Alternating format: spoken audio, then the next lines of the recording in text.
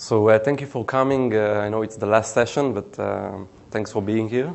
My name is Kovetz. I'm the CEO and one of the founders of a company called Silverfort that is developing a multi-factor authentication solution that I believe is quite innovative. And today I want to share with you some of the challenges that we see companies having with MFA and really the thought process that led us to try to redesign MFA to solve some of these challenges. A little bit about my background. So before starting Silverfort, I was the lead product manager for Verint, basically designing nation-scale security solutions. So basically architected the cybersecurity solution of a few countries. And before that, I served in different positions in the Israeli intelligence in Unit 8200, in cybersecurity research, offense, cryptographic research, and also team leadership and group leadership positions. So what we'll talk about today is, obviously a lot has been said in this conference about the kind of attacks that identity is under. So I won't say a lot about that. But I will say some of the things that we think about when we look at these problems and why they continue to grow, and why can't we get rid of passwords and how maybe we can. Some of the challenges that are unique to today's networks that are hybrid and dynamic, and what we think MFA should look like and can look like. And then I'll go a little more technical and talk about some of the stuff we're doing around adaptive authentication and user behavior analytics, and share some examples of the cool stuff we do there. Please, if at any point you have questions, it would be much better if it would be a discussion, so just feel free to ask. So, I'll start with something that I think was talked about a few times this conference, but, just last year we had the Not Petty attack, and beyond the fact that it used credentials to expand, I think for me it was something that showed the problems that exist with current MFA solutions. Because MFA, maybe it's implemented for a few of your applications, your VPN gateways, but when one of your computers, your endpoints get infected, there's no solution today that can really protect authentication within the network to prevent malware and ransomware from really moving laterally in the network. And obviously, identity is going through a lot of attacks are targeting authentication and Active Directory. That's something that we all know. But what interests me is, why is this problem growing? Because the solution exists for a few decades now. Multi-factor authentication, everyone knows it. Everyone, we all talk about it in this conference a lot. And it's not a new solution. It's a solution that has been around for a few decades now. So how come, if almost every company has MFA, why do we see password-based attacks actually growing and becoming more successful? So before I talk about the challenges of MFA, just a few thoughts on why this problem is growing. Just a couple of reasons that we see for why these attacks are becoming very popular. So one is obviously automation. And there were a few talks about that today. So, tools like Mimikatz and Bloodhound and others that really allow attackers to do what, used to be something that only very smart people could actually do. And today, anyone can do. And, there were talks today about how these kind of things are becoming even more accessible for everyone to basically steal credentials and move laterally in the network and have fun. And the result is that it's just very cheap now for everyone to attack a network. The full kill chain of this kind of domain dominance attack is being fully automated. There are different tools for every step of it, so that you don't need to code anything. And Bloodhound is just one great example. Second thing is monetization. So, if you look a few years ago, even if I could breach into a network, how would I monetize it? So, I would have to maybe steal the sensitive IP and hopefully sell it to someone. But how many of these cases were there where I could actually monetize the attack? And today there are a lot of easy ways to monetize it. So I can do ransomware attack that were very popular in the last couple of years, now being slowly replaced by cryptojacking, because it's an even more clear path to monetization. I just use your computing power for crypto mining. It's even more clear than ransomware, because with ransomware I have to hope that you will pay, and with cryptojacking I don't. A lot of people now sell access to hack networks, so I can take over a domain and then sell access to it over the darknet. And people today are selling even access to breached NSA servers over the darknet. And that obviously leads to organized crime showing interest in these areas. And the result is that it's just a better incentive. It's much more clear why should I attack your network. And the last thing is that perimeters are gone. So we used to have these very clear perimeters protecting our networks, and we could put all of the defenses there, including MFA. But now that cloud migration and IoT devices and all, bring your own device and these kind of things are really changing how the networks look like, it's a much more complex reality of trying to protect authentication of basically anything to anything. In addition to it, we have a lot of subcontractors accessing our network. A lot more companies are now allowing their employees to work remotely more often than ever. And the phenomena of shadow IT is also affecting that, because a lot of our business units in different companies are just using systems that the IT has no idea about. So how can we even protect these systems?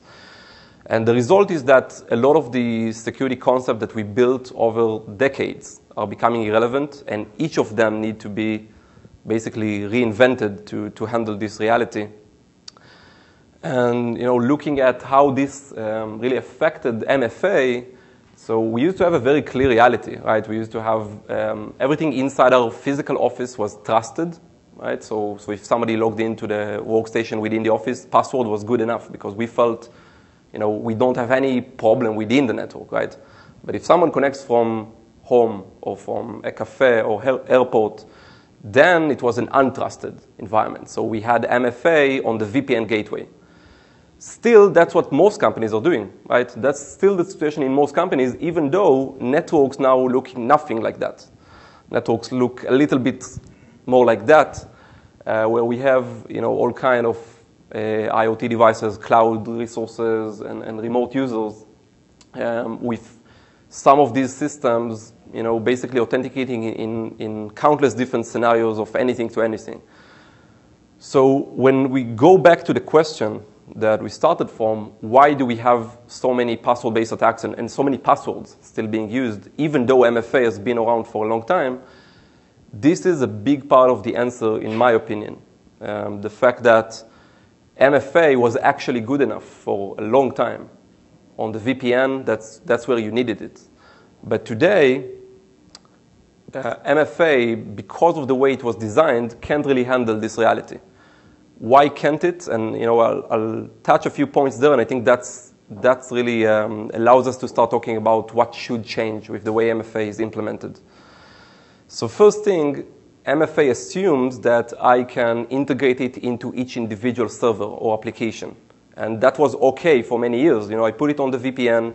Maybe I had a few external applications that I integrated with. But in this reality, it's no longer feasible. I can't really chase all these servers, especially in very dynamic cloud environments where my DevOps teams are just changing the network all the time. I don't even know what servers are up and running right now. So how can I protect each of them individually with MFA? Another problem is that many of our systems just don't support MFA. A lot of talks in this conference were about great tools that let you do very advanced stuff for authentication of web applications. And we all know that you can't do that, right? Azure AD offers a lot of options for that. But it's not all web applications, right? We have a lot of other stuff in our network. We have the workstations, we have infrastructure, we have files and databases, we have IoT devices. There's a lot of stuff that isn't just web apps, RDP, SSH. So at some point, it feels like because for web apps it's easy, because they support modern protocols, all of the vendors are going and really building better and better solutions for web apps and really leaving behind all of the other stuff. When you look at attacks like NotPetya, web apps have nothing to do with it, right? So our identities and a lot of the assets are basically compromised. And the reason why we can't really protect these systems is that you can't always install an agent or integrate the MFA software into the system. Talk about IoT devices. How do you do it? How do you add MFA into a medical device or an industrial control system or a shared folder in the case of attacks like NotPetya, right? So how do I do MFA for a file share? Impossible to even do.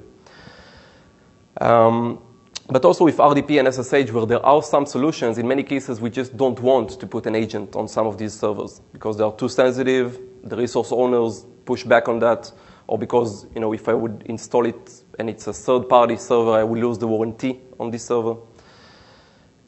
Another problem is that because organizations are trying to solve a lot of these cases, they are implementing several MFA solutions because none of them really support everything, so you have to sometimes implement one MFA solutions for your SaaS applications, one for your VPN gateway, one for your IT infrastructure.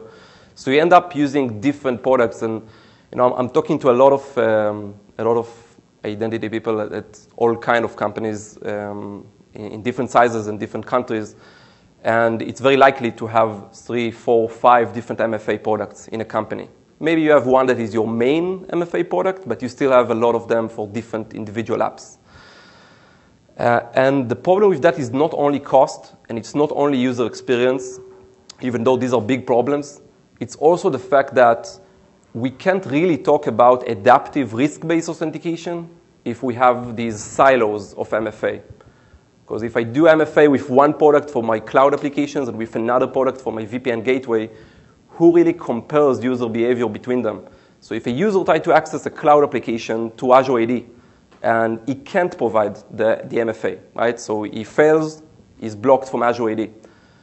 But this doesn't affect authentication to other stuff. So you can still access on-prem servers that aren't integrated with MFA. It will not affect. Or you can access something protected with a different MFA solution, but these solutions don't really talk. So, first step to actually achieving adaptive risk-based authentication will be to somehow consolidate or abstract the MFA. Let me know if you have any questions until this point, if it makes sense. Okay, good. So now let's talk a bit about, what we think what might be possible to improve with MFA. And it has a lot to do with these things. I think that MFA, because it's such an old solution, it's not like a lot of the new cybersecurity stuff, so it's something that is very traditional.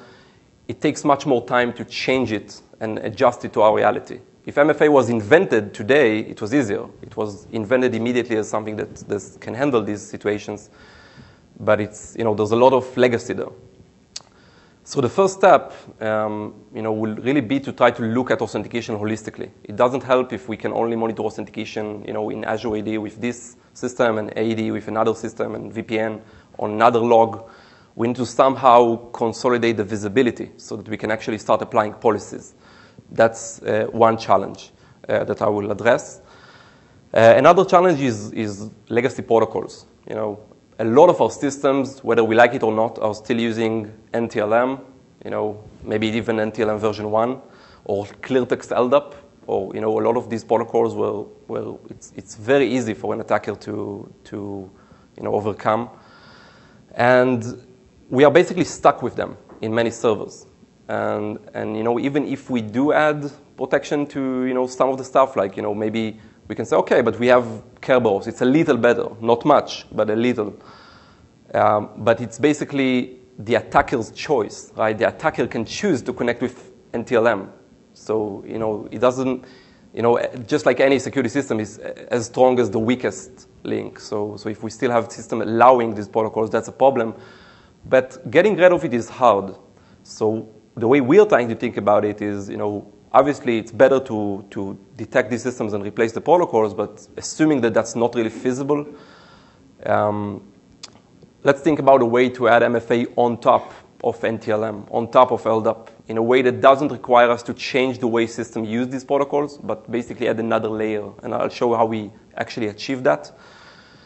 And that opens a way to start talking about an MFA solution that isn't one that is integrated with individual systems, because I don't think that approach makes sense anymore. And how can we do MFA that looks at the network as a whole, look at every authentication that goes over the network and can apply MFA for anything without having to make any kind of changes in the app or the server or the device that we want to protect the authentication of? Because if we just reduce it from an agent to a small configuration, that's okay, but it doesn't solve the problem of having so many of these systems. Even if it was just a very small configuration that we had to do on every server and device, even that wasn't a good solution. We have to somehow avoid it altogether. I'll show that too.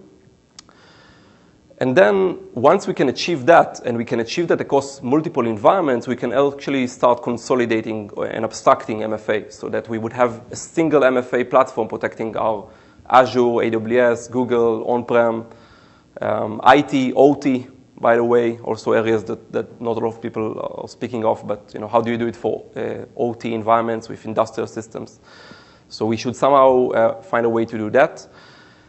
And once we do that, we can actually talk about adaptive authentication, real adaptive authentication. Because the thing we call adaptive authentication today, if you only look at the authentication of a few applications, what can you say about user behavior? Can you really say that it's the user or not based on the one time a day that he accessed the VPN gateway? Maybe we can do very trivial stuff like which country he connects from or whether it's a corporate device or not. That's not what I think adaptive authentication is. That's a very basic contextual policy. So once we can see all of the authentications across all of the environment and we can actually trigger step-up authentication on any of them, we can actually do adaptive authentication, and I'll show you some of the very cool stuff we do with this kind of data science based on this ability to do MFA everywhere. Once we can do that, the next step is, why only do adaptive authentication based on the authentication data? Even if we see all of the authentication in the organization, that's a very small portion of what we know about the user, only authentications. We have other security systems. We have firewalls. We have endpoint protection systems. We have UEBA. What if we could use regular security alerts of any security product and translate them into adaptive authentication policies? So imagine that your firewall would detect a threat from one of the endpoints, and that would actually go as a feed to your adaptive authentication system. So now everything this device is trying to do in the network would require MFA, even though a regular device that have no such alert on it doesn't need to do MFA. So you can also get to my next point, which is solving some of the user experience challenges. A lot of the concern that companies sometimes have when they think about the idea of MFA everywhere is not only the technical challenge, is how can we do it to our users that would never agree to do MFA everywhere. That's one of the biggest challenges with MFA. And I think that the solution is a combination of better authentication methods, and we can talk a little bit about what kind of form factors are better for the users and also keep security. But also, we need to minimize the amount of step-up authentication. We can't do that if we only see a few of these authentications, because then we just don't know enough. So we need to trigger MFA every time just to be sure if it's like we only look at the VPN or we only look at cloud applications. But if we can look at everything and look not on a few authentications per user per day, but everything the users are doing, and I can tell you that now that we do that, we actually see a few hundreds of authentications per user per day, because everything the user is doing, even within the Active Directory domain, that's an authentication. Every ticket request, every NTLM or LDAP, and obviously all of the cloud stuff and the VPN stuff. If you look at all of them together, you have something like 300 authentications per user per day to analyze. And that means that you don't apply MFA more, you apply MFA less, because you know when to do it. And I'll show you some of the stuff that we're working on. But for example, if you see something that looks like mimikatz, like lateral movement, you want to trigger step-up authentication. But if the user is doing the same thing he does every day, Like, that's okay in most cases, depending on the sensitivity of the resource. So that brings me to another point, which is zero trust. And there was a whole session of Michael Dubinsky about zero trust. I think that zero trust is a great ideal. We want to go there.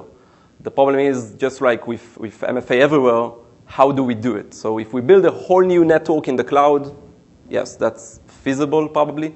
But how do we take our existing network and move to zero trust? A bit more challenging.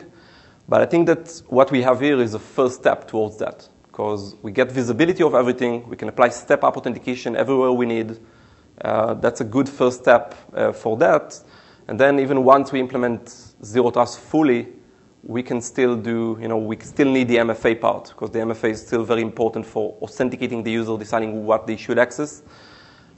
Excuse me for not talking more about the concept of zero trust, just because I'm sure that a lot of you are familiar with, but let me know if you want me to. So, I can speak about that too. But with the zero trust, it comes from the same kind of challenges that I talked about. The fact that perimeters are disappearing and the fact that we need to somehow now protect authentication of anything to anything. So the same kind of problems and ideas that led to zero trust are the ones that are leading us to rethink about MFA. So what would we want to do before we even talk about a specific product? And I'm going to talk just a few minutes at the end of the presentation about our own product. It's not what I wanted to mainly say here. I mainly want to have a discussion about the way things should be and some of the challenges. So without even speaking about how it can be achieved yet, what we would like to do is we would like to have MFA that protects all of our crown jewels every time. Forget about adaptive authentication. That's okay for your medium sensitivity stuff.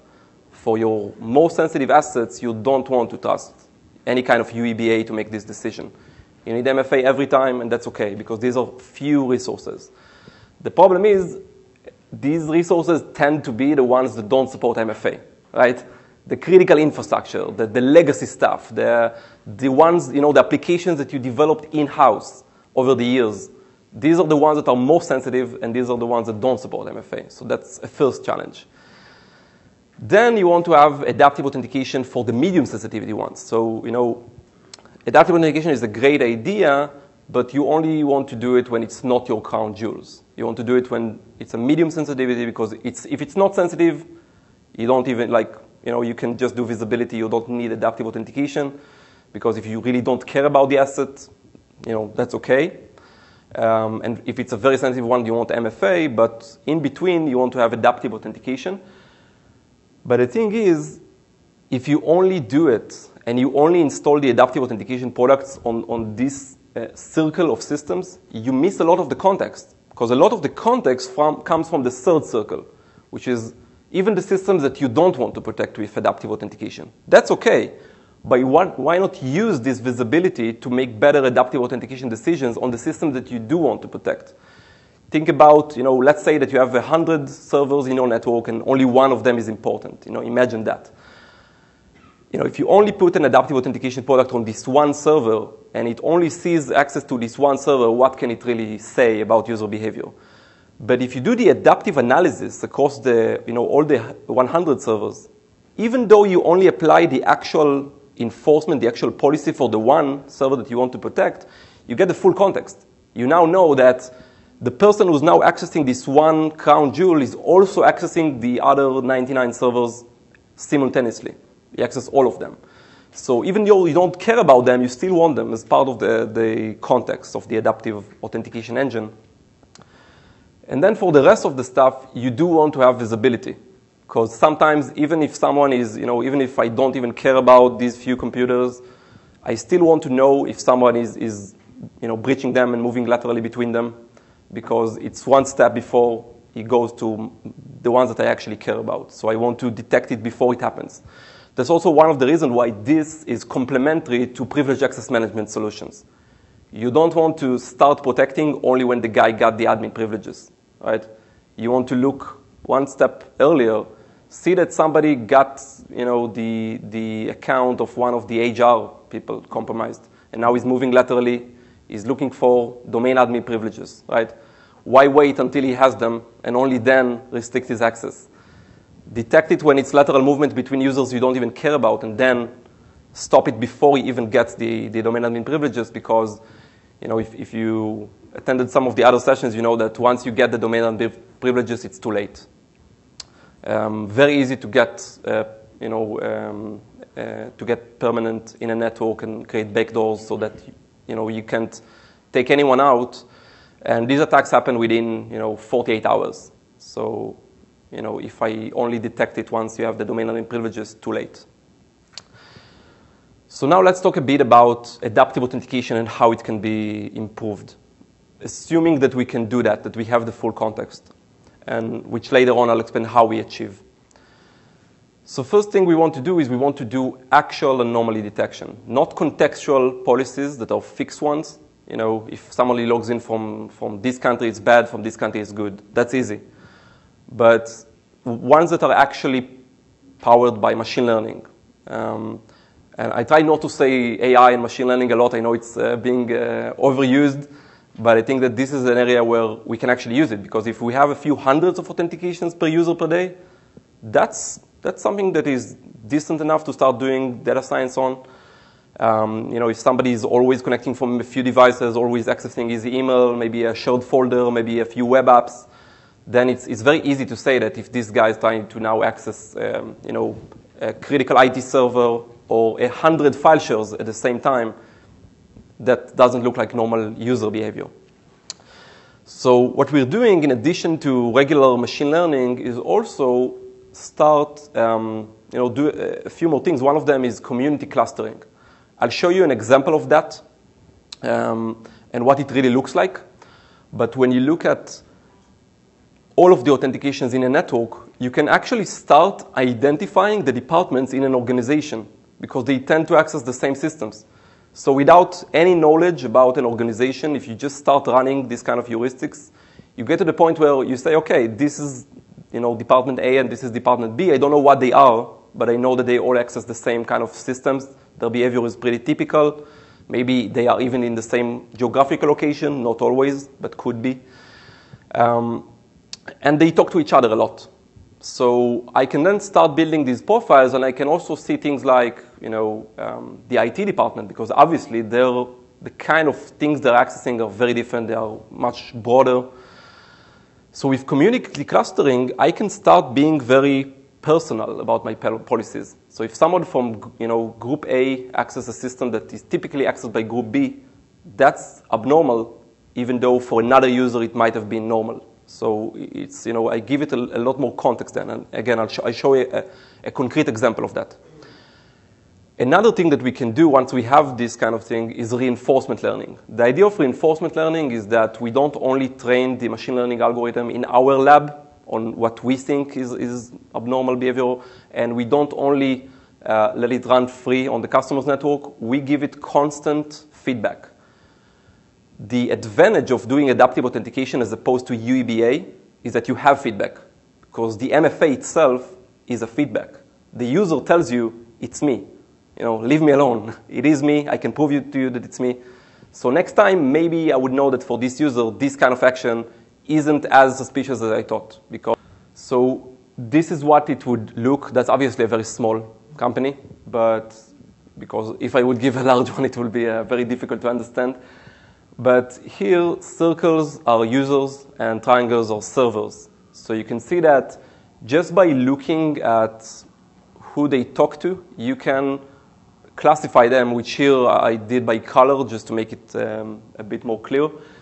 This is a very partial part of it, because the way we do it, we actually also give it like weights. So you know each connection, how strong it is, how abnormal it is.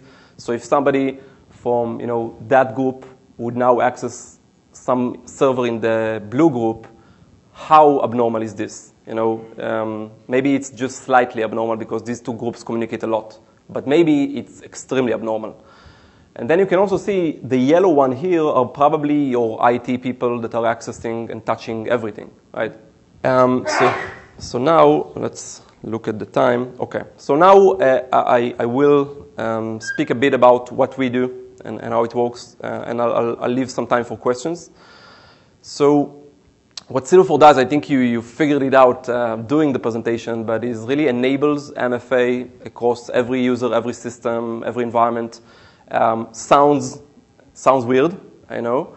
The basic concept behind it was, we basically said, let's assume that you can't touch endpoints and servers at all, right? And now let's try to invent MFA in this, with this very weird restriction that I think is like an exercise that people don't really try to do because it looks like it's just you have to, right? If you have a client and a server authenticating with password and you can't change them in any way, how do you do MFA, right?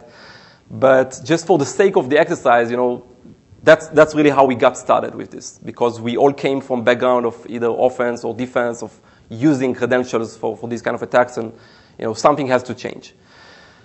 So even though there are countless different endpoints and servers in the world, most of them use just a few protocols.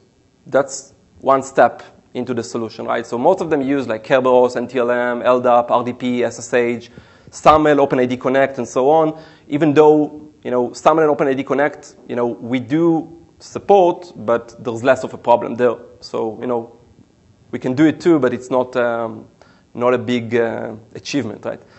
But when you look at all these protocols, and you basically say, okay, if I could enforce a layer of MFA on top of them over the network, so that when a client and a server try to authenticate, if I could control the authentication message so that I can either allow it or drop it, I could actually apply MFA because I could hold it. I could call whatever second factor I want to use, and it doesn't even matter what second factor it is. And then when I get the response, I could just pass this NTLM packet, let it reach its destination. There are two challenges to it. One is you don't want to be inline, right? You don't want to put proxies everywhere. And that's something that we solved by basically taking advantage of the fact that at least most of the authentications in your network are through a centralized identity store, like Active Directory, or a Linux directory, or a cloud directory, or whatever. So with this, this gives you an advantage, because if you could get Active Directory to basically get all of these authentication messages that it gets, and then forward them to us, we could do what I just mentioned without having to be inline between the different clients and servers. So how do you handle the SSH part? What? How do you handle SSH with keys? You won't do that. That's the second thing that I'm going to mention. That's a more challenging one. But let me answer the easy one first. So what we did is we found ways to route these authentication messages from the directories to our solution without installing any software on the directories. So one of the advantages is that every domain controller or every Open LDAP server is basically a Windows or a Linux server, and they all have built-in routing features that are just native Microsoft or Linux features. So what we did is we found a very easy way to configure your domain controllers to basically forward messages to us, and we even found a way to do it in a fail open mode. So even if you turn off all of our servers, you still have authentication being held by Active Directory without us.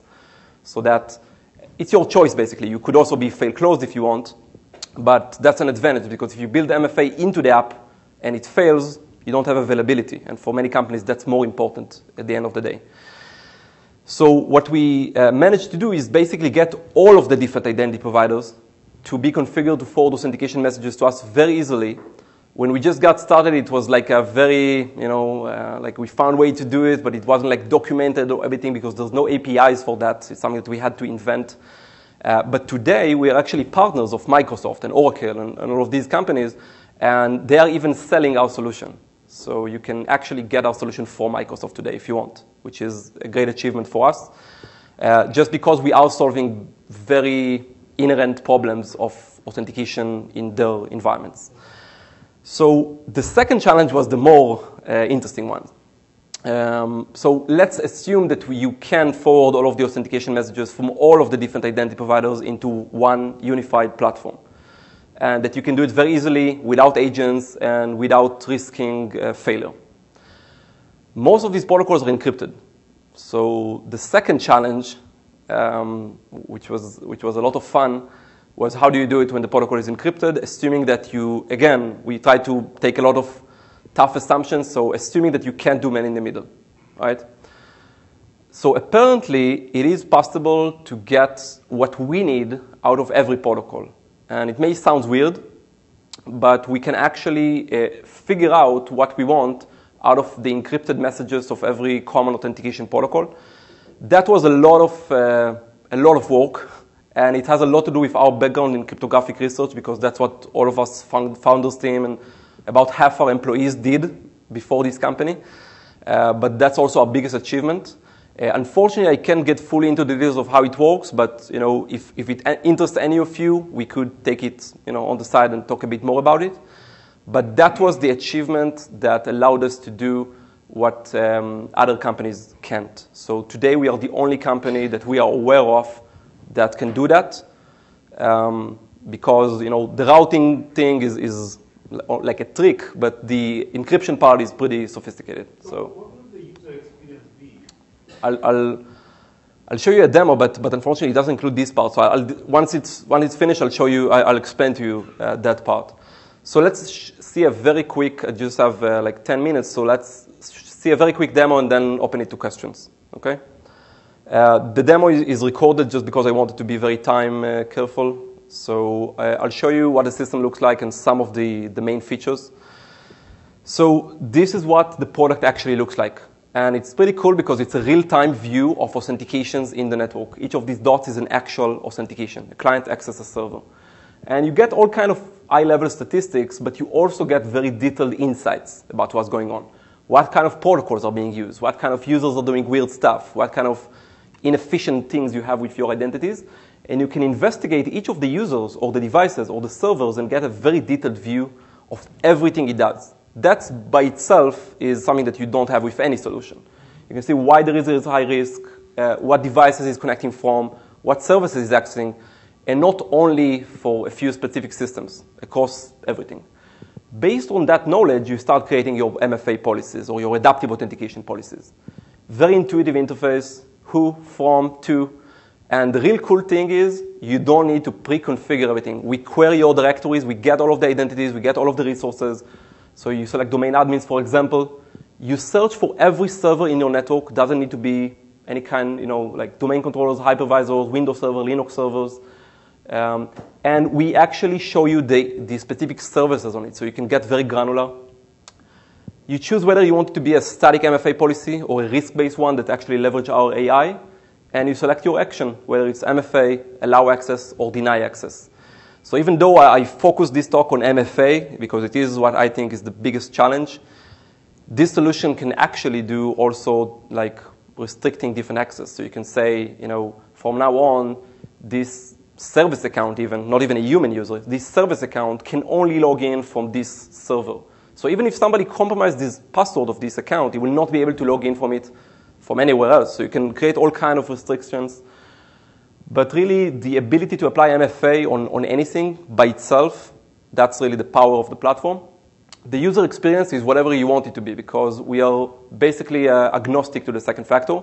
We do have second factors that we offer as part of the solution. So if you want like mobile push notifications, or you want to have like a browser extension that either do a push or collect an OTP, you can do these kind of things. But the cool thing about it, I think, is the fact that you can also use whatever MFA product you like. So you want to use it with any kind of third-party MFA that you already have. Instead of having 5 different MFA products today, choose your favorite one, the one that your users love the most, the one that is already enrolled with your users. Then put our VM in there to now allow you to protect everything with this authenticator, even your legacy stuff, even your proprietary stuff, even your critical infrastructure where you're not willing to put an agent. We have customers today that we help do MFA for medical devices or industrial control systems or file shares that are exposed by ransomwares, or Swift servers in a bank that are very critical, but nobody can do MFA for them.